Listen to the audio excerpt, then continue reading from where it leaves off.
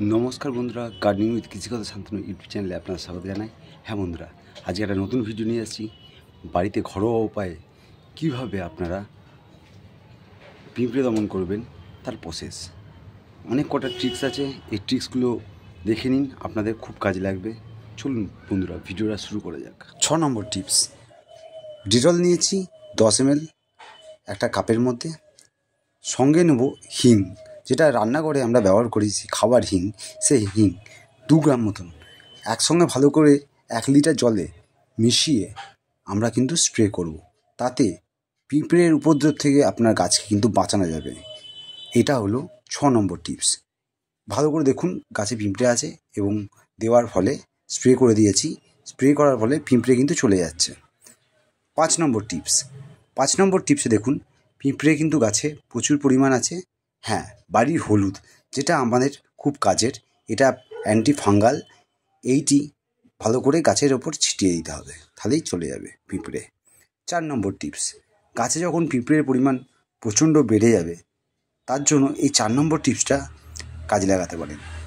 আপনার বাড়িতে দারচিনি, রান্নাঘরে দারচিনি থাকে, সেটি একটু গরম করে ডাস্ট করে নেবেন বা গুঁড়ো করে নেবেন, সেটি গাছে ছিটিয়ে দিলে বা পিঁপড়ের গায়ে ছিটিয়ে দিলে ওর গন্ধে পিঁপড়ে কিন্তু চলে যায়। কিন্তু দারচিনিটা মনে রাখবেন, একটু গরম করে কিন্তু ডাস্ট করতে হবে, নাহলে কিন্তু ডাস্ট বা গুঁড়ো হবে না গরম না করলে। ভালো করে গুঁড়ো করে নিয়ে গাছ পিঁপড়ের গায়ে বা এবং চারিপাশে মাটিতে দিতে পারেন, এতে কোনো সাইড ইফেক্ট নেই, এতে খুব ভালো কাজ করে।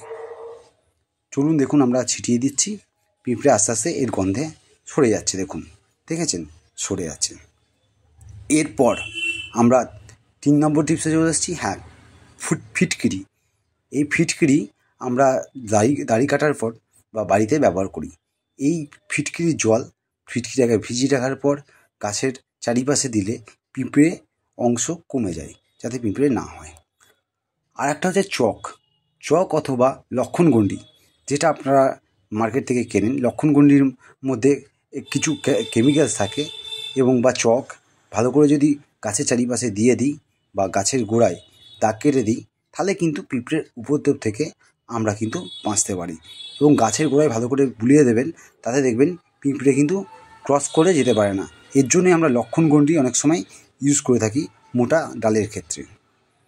এরপর 1 নম্বর টিপস, এটি সবথেকে বেস্ট প্রসেস। কারণ কি, আমরা বাড়িতে যে কোনো জিনিস ব্যবহার করি না কেন, এই ওষুধটা যদি ব্যবহার করি, সেটা গাছের পোকা কিন্তু প্রচুর চলে যাবে। হ্যাঁ বন্ধুরা, এই ওষুধটার নাম ফাটেরা। এর কেমিক্যাল কম্পোজিশন হচ্ছে ক্লোরান্ট্রা নিফিলিপ্রোল। তো এটা 0.5% GR। এইটি ব্যবহার করলে গাছের গোড়ায় বা মাটিতে কোনো পিঁপড়ে থাকবে না এবং আসতেও পারবে না। দারুণ কাজ করে। ধন্যবাদ বন্ধুরা।